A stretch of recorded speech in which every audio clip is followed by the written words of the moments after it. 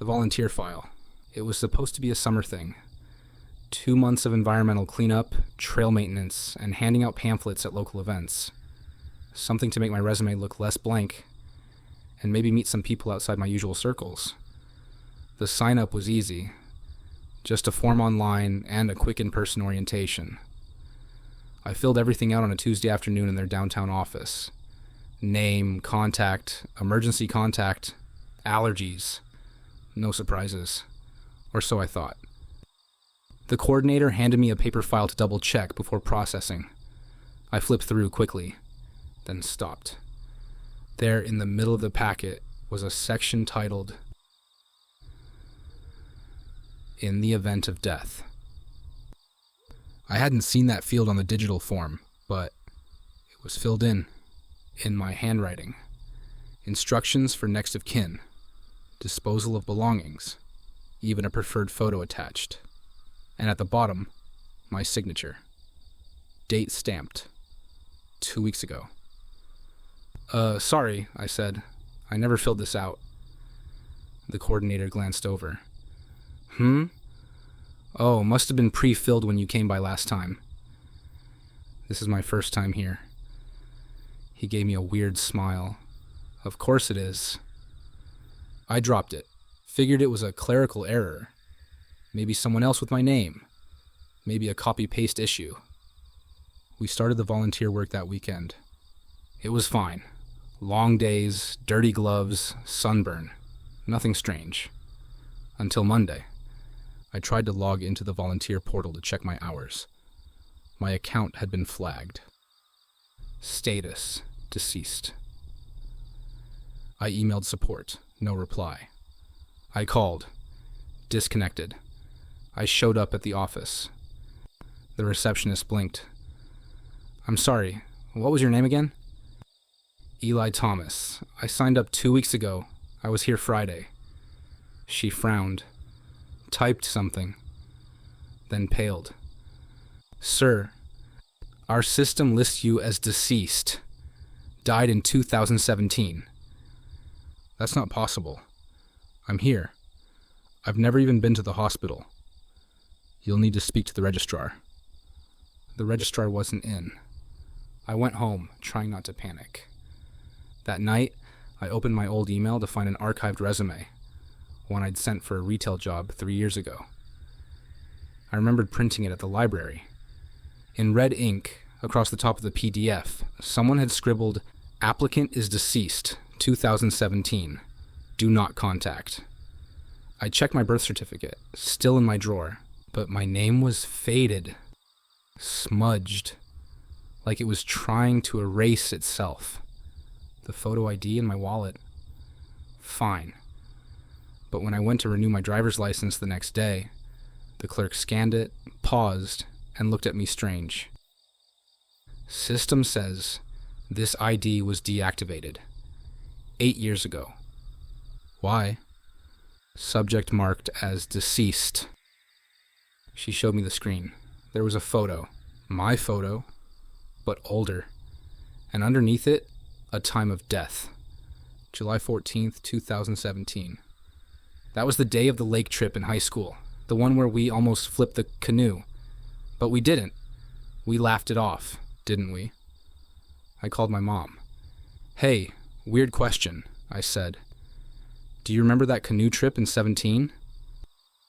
Silence. "Eli?" "Yeah."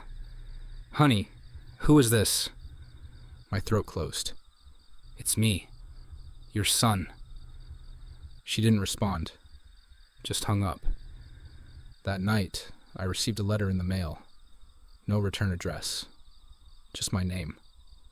Inside, a photocopy of the volunteer form. "In the event of death." Below it, the same handwriting, the same signature. Only now a new line had been added. Acknowledged. Reinstatement denied. Entry confirmed. In bold, at the bottom, "You were never meant to come back." I tried to go to the news. No one would believe me. Even if they did, I had no ID, no work history, no address that matched any system. I'm renting a room in cash now. Off-grid. Burner phone. But I know they're still tracking me. Every so often, I find a new document with my name, crossed out in red. Once I found an obituary. My face. My name. No one listed in the survivors section, because no one remembers me anymore. But I remember everything. And I keep a file of my own now, just in case someone else starts getting that same form, and wonders when, exactly, they died.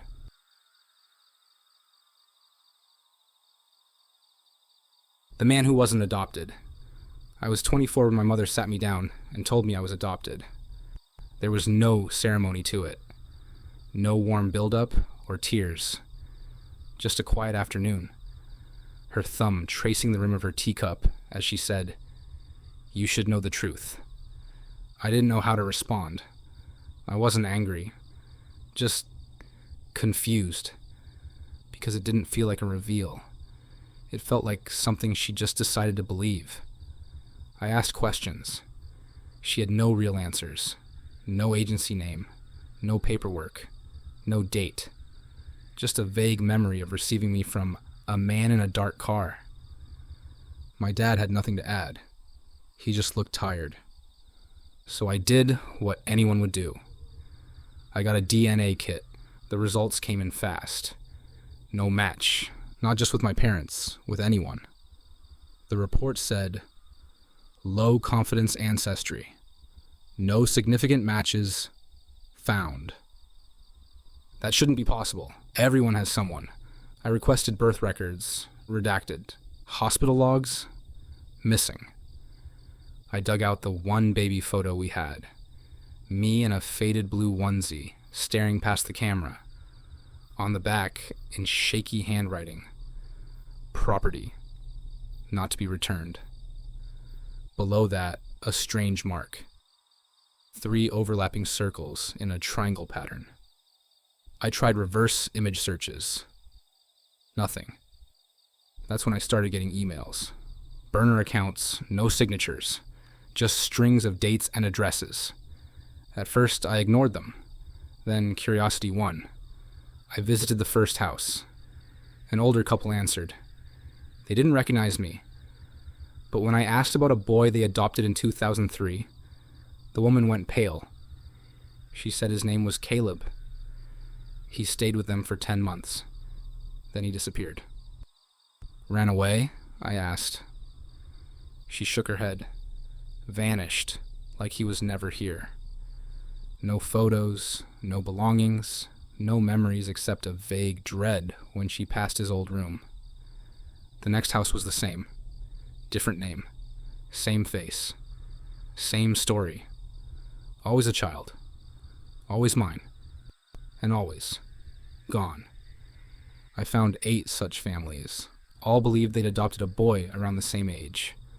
All said he slowly stopped being noticed. That friends would forget him mid-conversation. That mail stopped coming in his name. That eventually even they forgot he was there. Until he was simply gone. I asked for photos. Only one had kept a picture. It was blurry, but it was me. Or someone who looked exactly like me. Same hair, same jaw, same eyes. The last person I spoke to was a retired social worker. When I said my name, she froze. Then she asked to see my birthmark. I hadn't told her I had one. It's a small shape behind my left ear. 3 overlapping circles. They never file paperwork, she whispered. They just drop you off. They need hosts. They burn through them. Who's they? Not who, what, and no one remembers for long. I barely remember telling you this. She hung up. That night, my mom called. Hi, do I know you? Mom, it's me. Silence. You sound familiar. Are you one of the boys from the center? She hung up. My dad blocked me. My friends stopped replying. My email emptied. My photos on social media vanished. Comments gone. My name erased from group texts. Like I was never part of them. I look in the mirror and even I seem less defined. Softer. Blurred. I write this now in hopes someone sees it. Remembers. Because I think they're ready to move me again. And next time, there won't be any letters. Just a knock on the door. And a new family who doesn't ask questions.